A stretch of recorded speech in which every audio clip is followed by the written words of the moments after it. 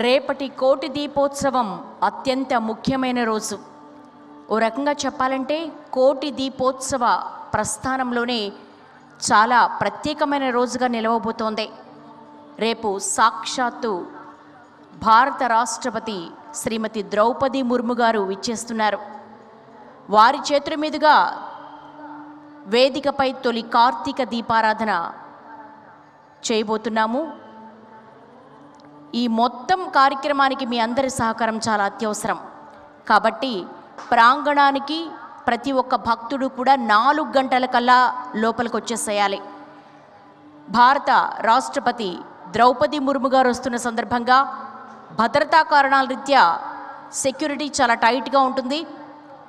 కాబట్టి అందరూ సహకరించవలసిందిగా మనవి.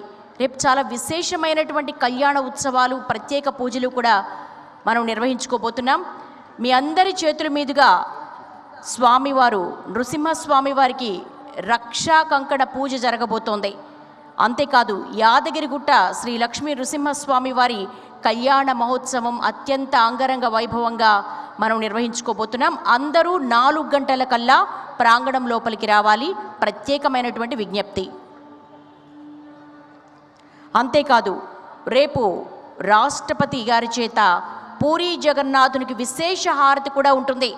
కేవలం పూరీ క్షేత్రంలో మాత్రమే జగన్నాథ స్వామి వారికి అక్కడ ఉన్నటువంటి అర్చకవరేణ్యులు ఇచ్చేటువంటి హారతి చాలా ప్రత్యేకమైనటువంటి హారతి. రేపు రాష్ట్రపతి గారి చేతుల మీదుగా ఈ ప్రత్యేక హారతిని మనం పూరీ జగన్నాథునికి ఇవ్వబోతున్నాం. అందరూ ఆహ్వానితులే. అందరూ 4 గంటల కల్లా ప్రాంగణానికి విచ్చేయండి.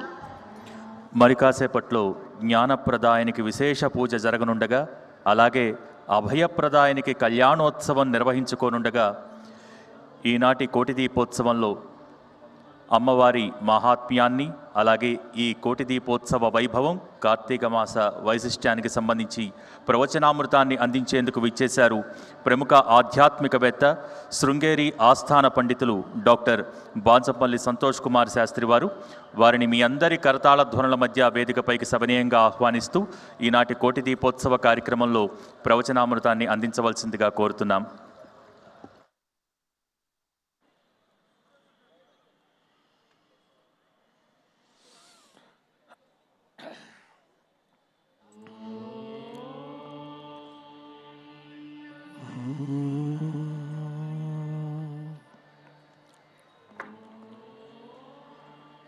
శరదిందు వికాసమందహాసాం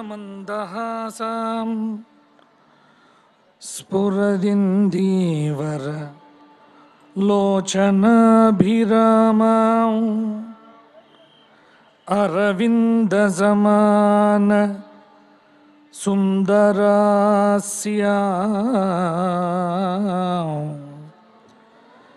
అరవిందాసన సుందరీముపాసే.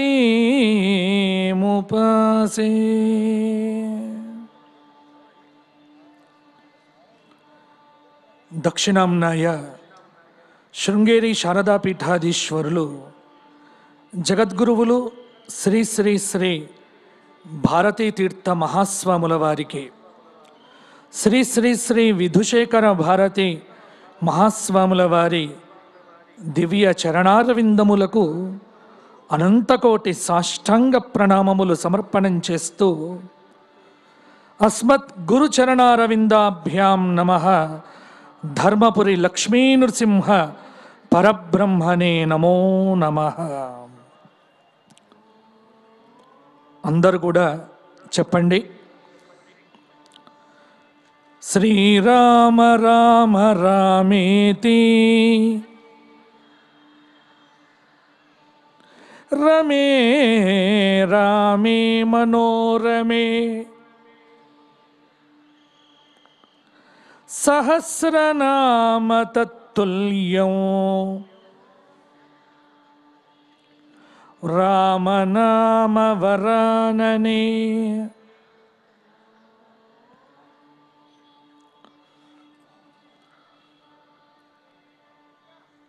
అద్భుతమైన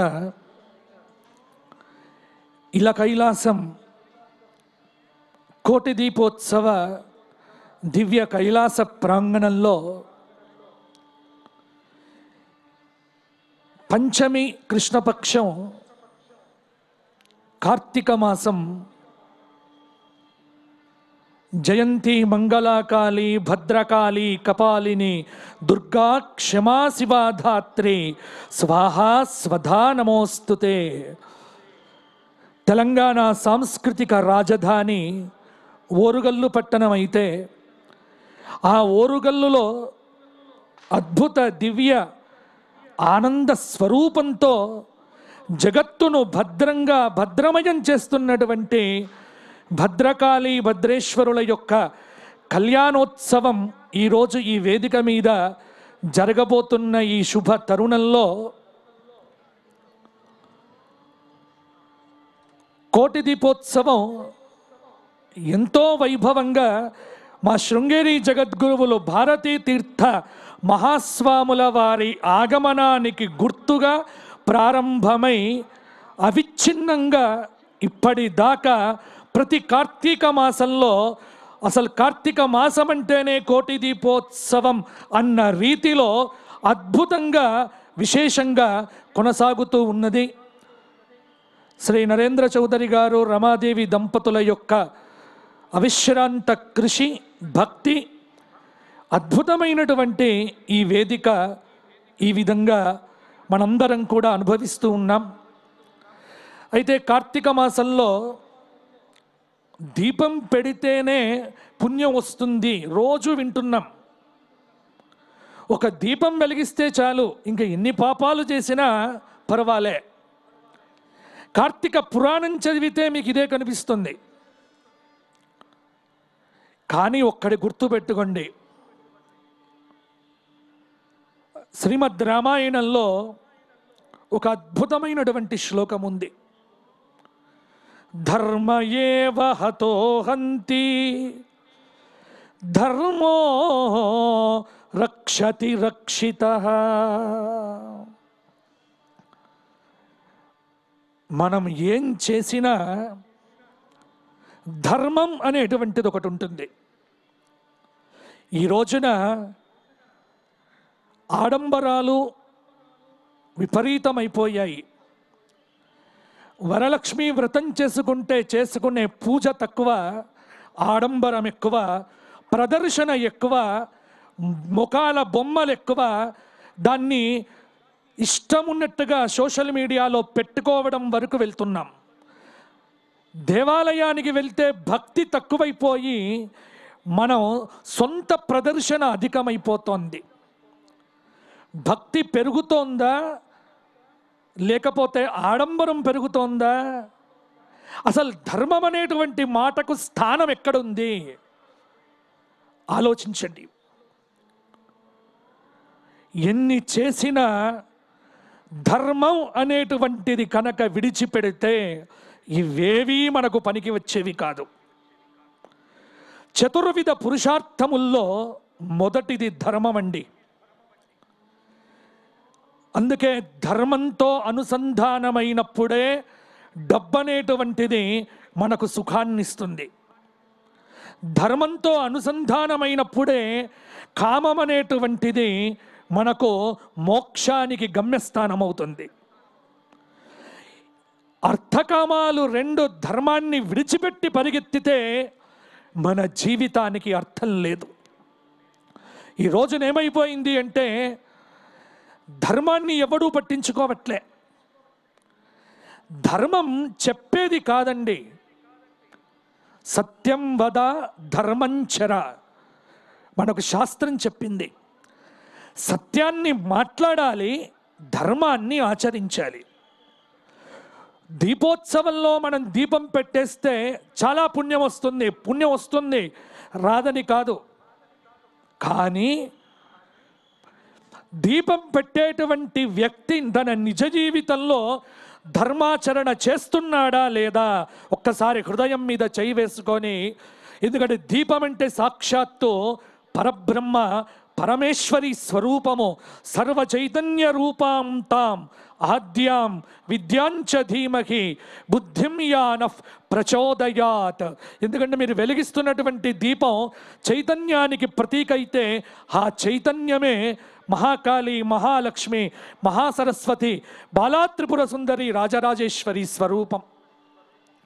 ఒక పక్క అమ్మ స్వరూపమైనటువంటి జ్ఞానదీపాన్ని వెలిగిస్తూ చేసేవన్నీ అధర్మమైనటువంటి పనులైతే మీరు కాపాడబడతారా లేదా?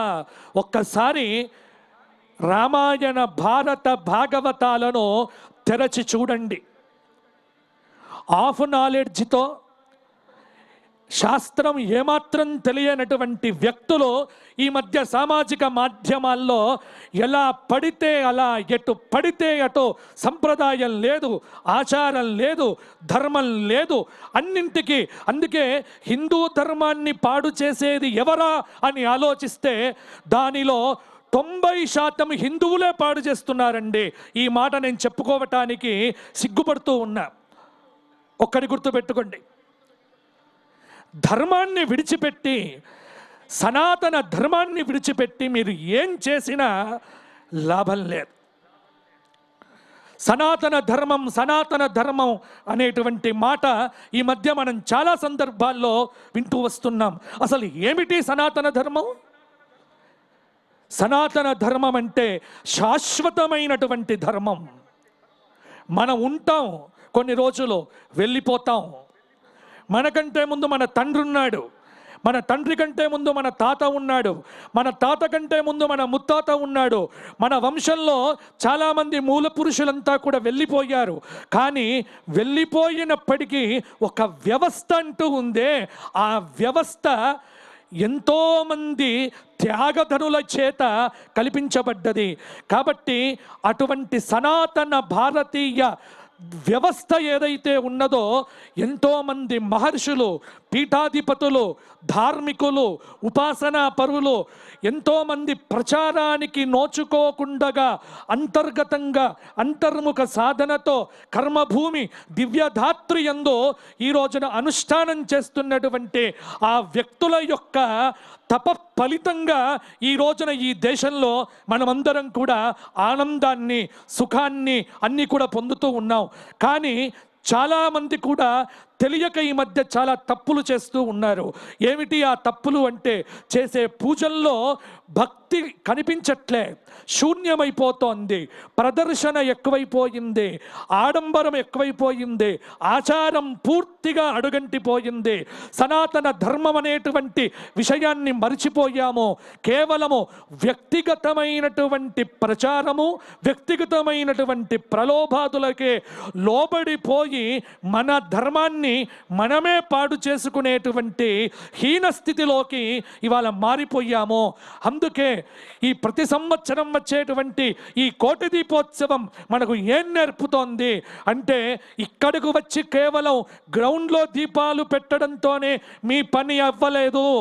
ఈ దీపం అనేటువంటిది వచ్చే సంవత్సరం వరకు కూడా మీ ఇంటిలో కూడా ఇలాగే ఉదయము, సాయంత్రము ఖచ్చితంగా దీపారాధన చేసి మీ పూజా గదిలో ఆ దివ్యమైనటువంటి ఉపాసన, అనుష్ఠానము, చక్కటి ఆరాధన అనేటువంటిది చేస్తేనే ధర్మం అనేటువంటిది నిలబడుతుంది తప్ప కేవలంగా ఒక్క ఈ 10 రోజులు మాత్రమే నేను ఇక్కడ కేవలం దీపం పెడతాను, ఇక తర్వాత ఎప్పుడూ పెట్టానంటే కాదు.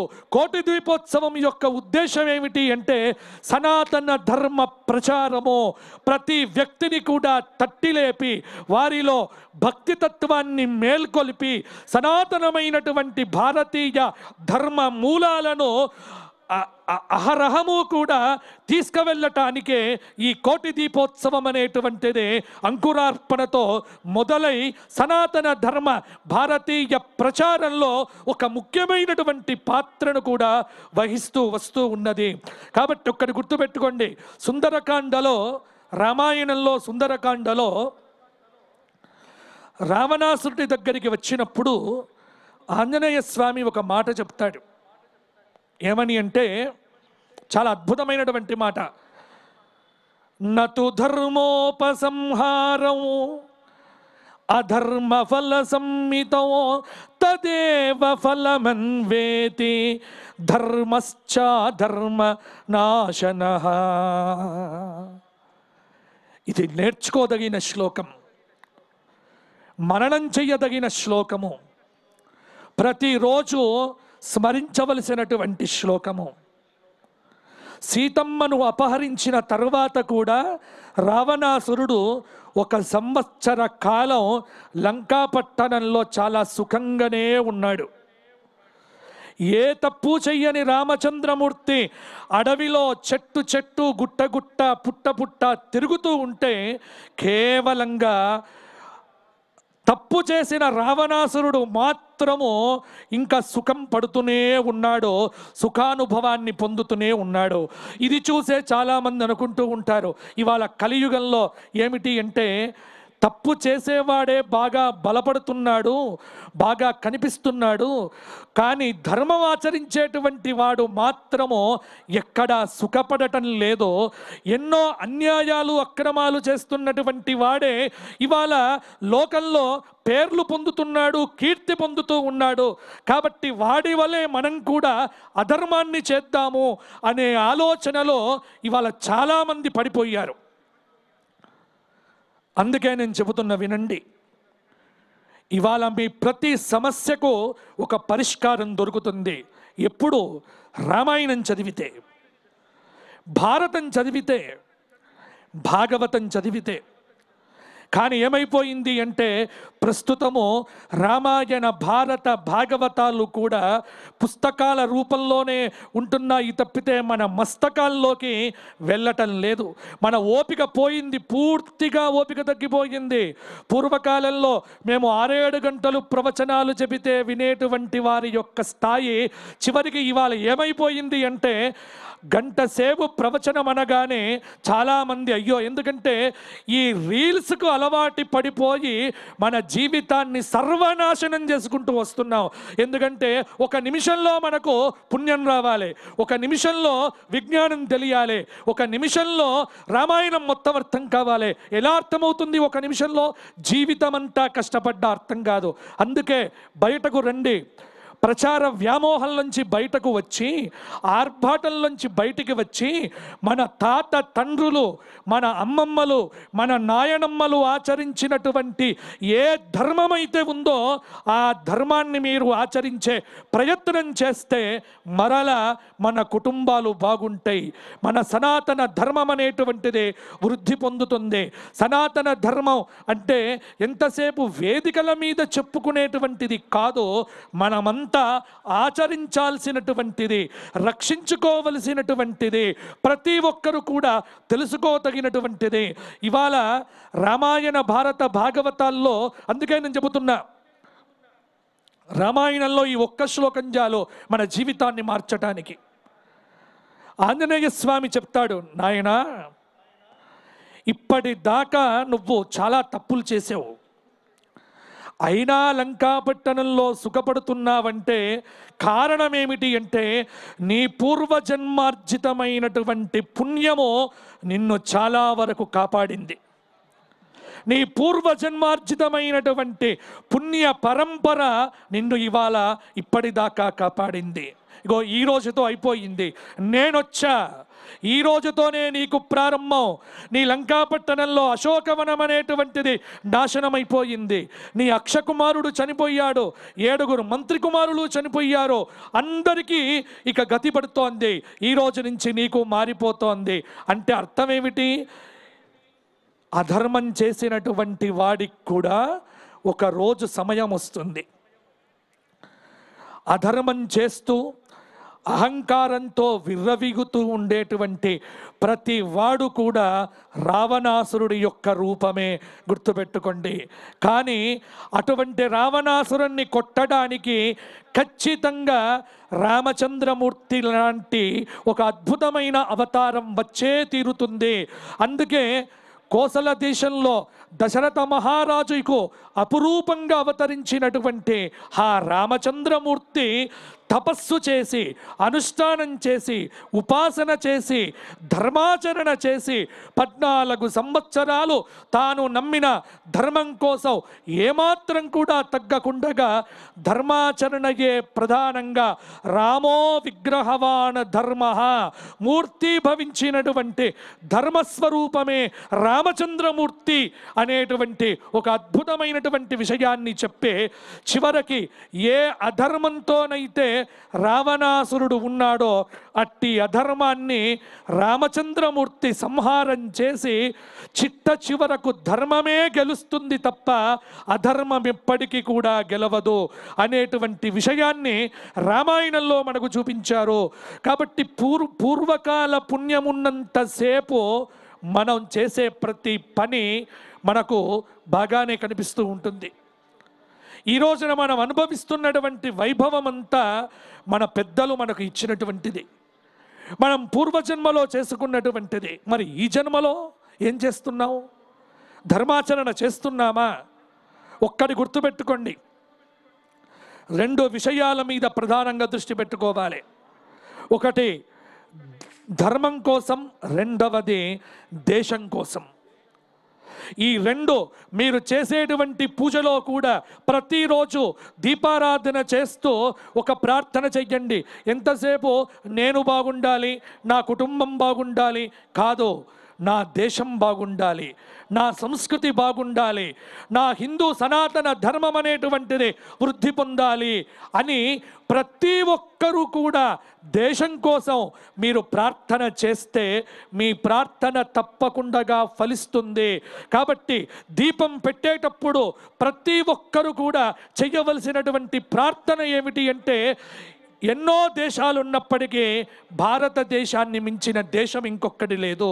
కాబట్టి నా దేశం బాగుండాలి, నా దేశంలో నా సనాతన ధర్మం అనేటువంటిది ఎప్పుడూ బాగుండాలి అని కోరుకుంటే, ఎప్పుడైతే దేశం బాగుంటుందో మనమందరం కూడా బాగుంటాము. కాబట్టి అది కోరుకోవటం కోసమే ఇక్కడ కోటి దీపోత్సవం. కాబట్టి ధర్మాన్ని విడిచిపెట్టక ధర్మాచరణ చేస్తూ సనాతన ధర్మం కోసం ప్రతి ఒక్కరు కూడా అహరహము పాటు పడుతూ మనం బతికి ఉన్నంత కాలంలో మనం ఎప్పుడూ కూడా అధర్మం అనేటువంటిది చెయ్యకుండగా మనకు మంచి బుద్ధిని ఆ భద్రకాళి పరాభట్టారిక, ఆ ధర్మపురి లక్ష్మీ నరసింహస్వామి వారు, ఆ వేములవాడ రాజరాజేశ్వర స్వామివారు మనకు అనుగ్రహించుగాక అని కోరుకుంటూ మీరందరూ కూడా చక్కగా భక్తి టీవీ కోటి దీపోత్సవం ద్వారా సనాతన ధర్మాన్ని అనుసరించి ప్రతి ఒక్కరూ కూడా సనాతన ధర్మ పరిరక్షణలో పాటుపడాలి అని కోరుకుంటూ ఒకసారి అందరూ కూడా గట్టిగా చెప్పండి, భారత్ మాతాకి, భారత్ మాతాకి జై, భారత్ మాతాకి జై. జై శ్రీరామ్. జై శ్రీరామ్. ఈనాటి కోటి దీపోత్సవ కార్యక్రమంలో చక్కని ప్రవచనామృతాన్ని అందించినటువంటి శృంగేరి ఆస్థాన పండితులు డాక్టర్ బాచంపల్లి సంతోష్ కుమార్ శాస్త్రి గారికి ధన్యవాదాలు తెలియజేసుకుంటున్నాం.